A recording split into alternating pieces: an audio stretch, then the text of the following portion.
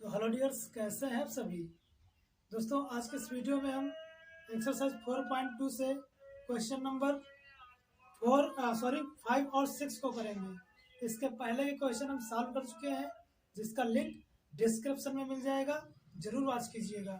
तो आइए दोस्तों, लेकर चलते हैं हम क्वेश्चन पे आपको। तो क्वेश्चन नंबर 5 है आपका, एक समकोण त्रिभुज की ऊंचाई इसके आधार से 7 सेंटीमीटर कम है।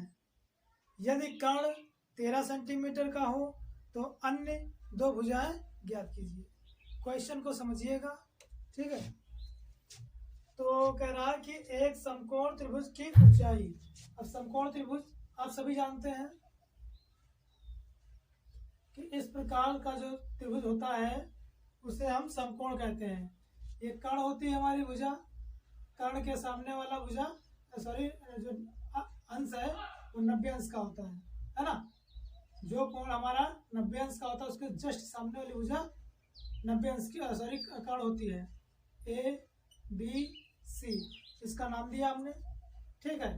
ये जो लंबवत रेखा होती है इसको हम लंब बोलते हैं, और ये जो क्षैतिज रेखा है इसको हम आधार बोलते हैं। तो कह रहा है प्यारे कि एक समकोण त्रिभुज की ऊंचाई इसके आधार से 7 सेंटीमीटर कम है।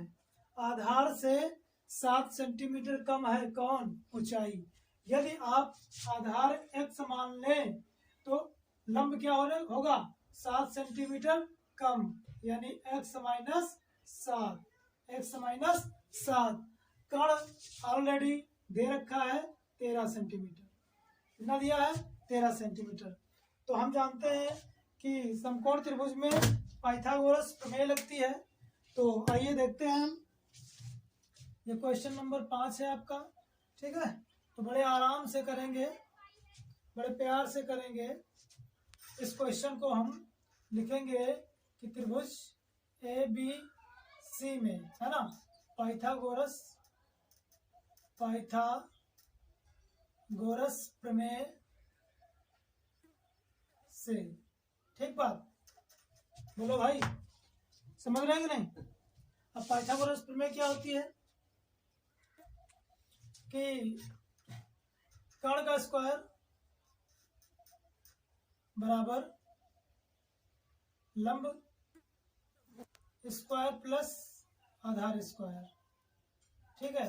कर्ण कितना है आपका? कर्ण कितना है आपका? 13, यानी AC, ऐसे भी लिख लो जो हमने नामकरण किया इसको। AC स्क्वायर बराबर लंब कितना है? AB square plus BC square. अब AC आपका दिया है 13 का वर्ग equal to AB x minus 7 का whole square plus BC x का स्क्वायर, ठीक है। 13 का वर्ग कितना होता है? 169 होता है मेरे लाल। x माइनस 7 यानी a माइनस बी, फार्मूला आपको पता होना चाहिए। a minus b the whole square, a square plus b square minus 2ab, है कि नहीं।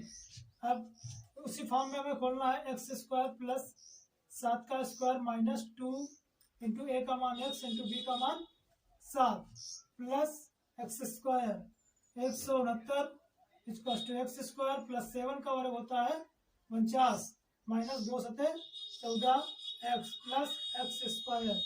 यह 169 इक्वल टू x स्क्वायर कितना हुआ? 2x स्क्वायर, है ना, माइनस कितना? 14x, फिर कितना है? प्लस 49, ठीक बात। अब क्या करेंगे? 2x square minus 14x plus 49। अब 169 ट्रांसफर कर लेंगे इधर, तो माइनस में आ जाएगा 169 इक्वल टू 0, है ना। अब क्या करेंगे बच्चे? 2x स्क्वायर माइनस 14x, अब प्लस माइनस माइनस होता है। 169 से 49 क्या करेंगे? घटा देंगे, तो 9 से 9 गया 0, और 16 से 4 गया तो कितना बचेगा बच्चे? 16 से 4 गया कितना बचेगा? बोलो भाई, 12। 120 आया है। 169 से 149 घटा दिया तो 120 आया, बराबर में 0। अब क्या करेंगे? यहाँ पर 2 है, यहाँ पर 2 का पूरी समीकरण में भाग चला जाएगा, तो कर दीजिए भाग।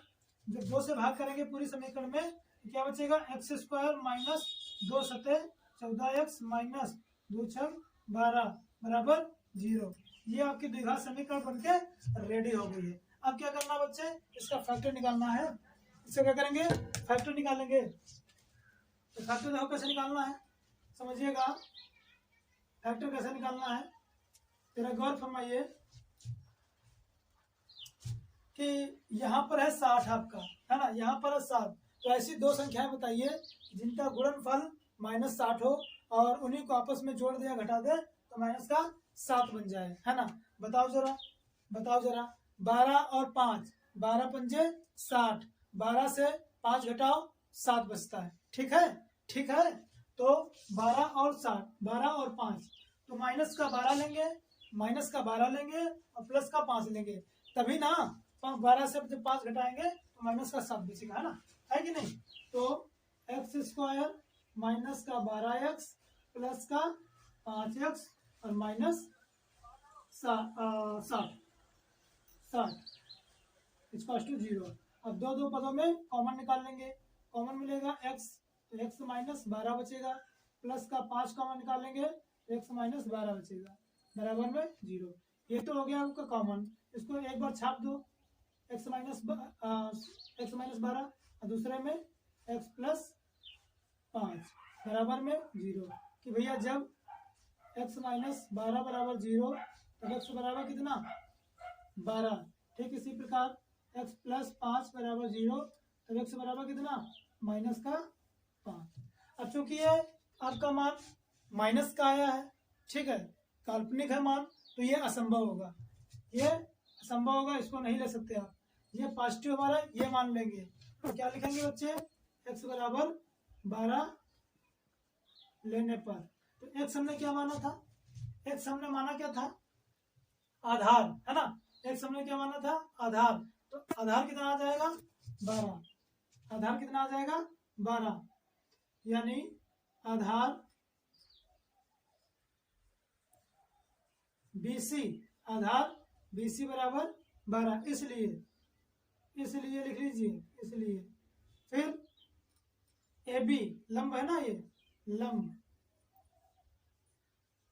AB कितना मान था, x माइनस 7, यानी x का मान 12 माइनस 7 बराबर में कितना, 5 ये सेंटीमीटर।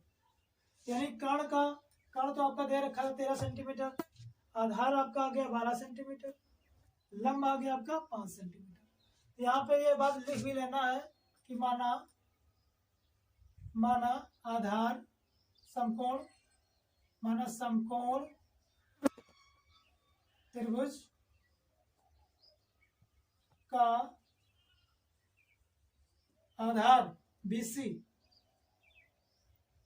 बराबर x, है ना, व AB लंब AB बराबर x माइनस 7, ये हमने मान लिया है, ठीक है, ये हमने मान लिया है और ये आपका आंसर आ गया, BC 12 और AB 5। ठीक है, इस प्रकार से क्वेश्चन था आपका कंप्लीट हो गया है।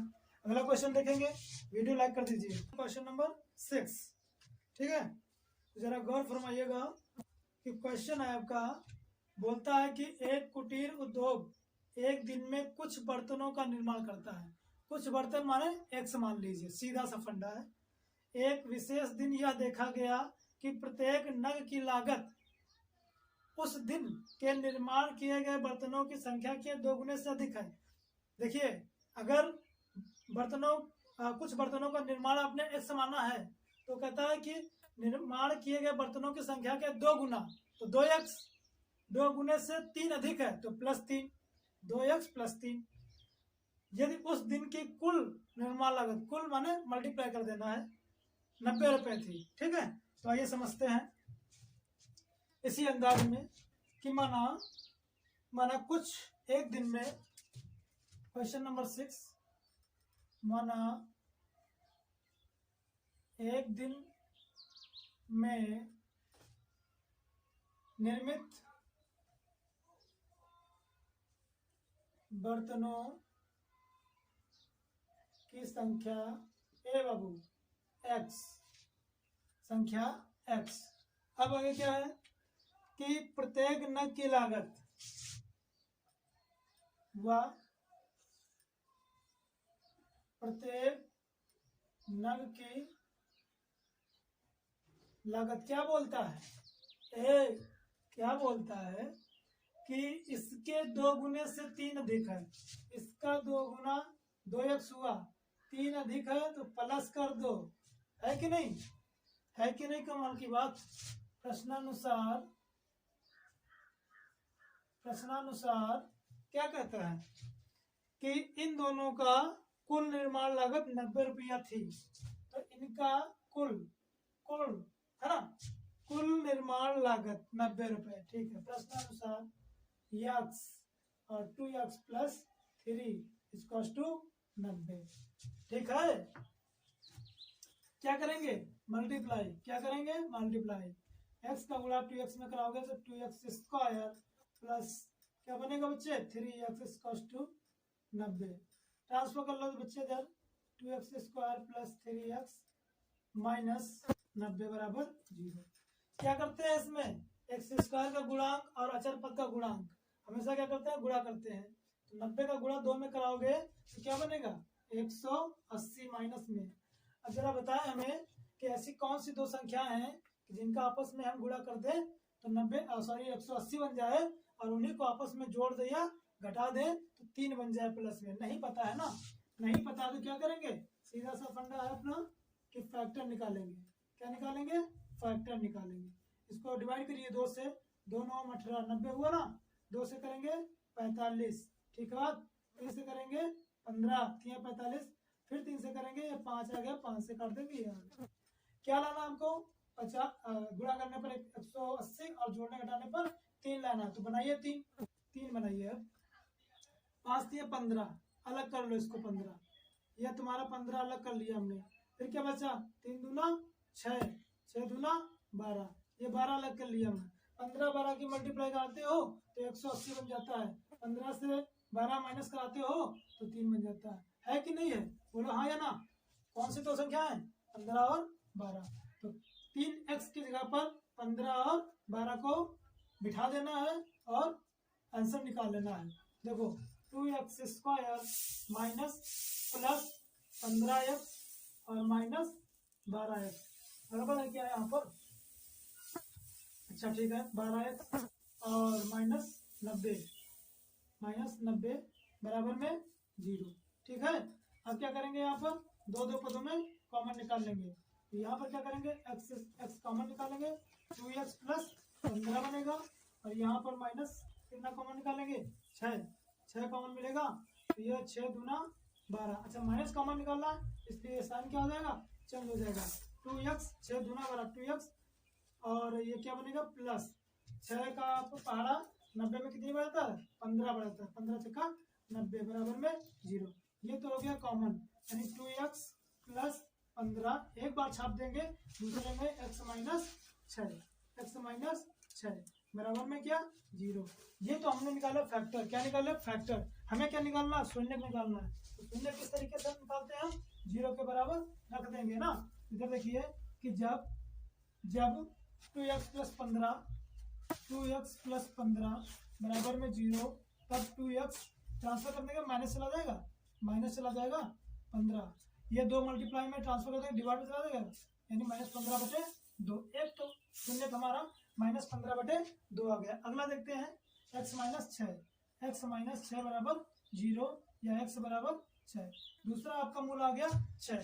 यहाँ पर देखते हैं ये पूर्णांक नहीं है इसलिए असंभव है, ये अमान्य है, ये शून्य कम नहीं ले सकते किसी भी हाल में। यहाँ पर x बराबर 6 ये पॉजिटिव हमारा, ये ले लेंगे, इसको लिखेंगे x बराबर 6 लेने पर, क्या लिखेंगे बच्चे x बराबर 6 लेने पर, ठीक है 6 लेने पर निकालना क्या है, एक दिन में निर्मित बर्तनों की संख्या क्या मानी थी x बराबर कितना गया 6, ये बात हम लिख सकते हैं बेहतरीन अंदाज में। क्या लिखेंगे यहाँ पर कि एक दिन में निर्मित बर्तनों की संख्या, एक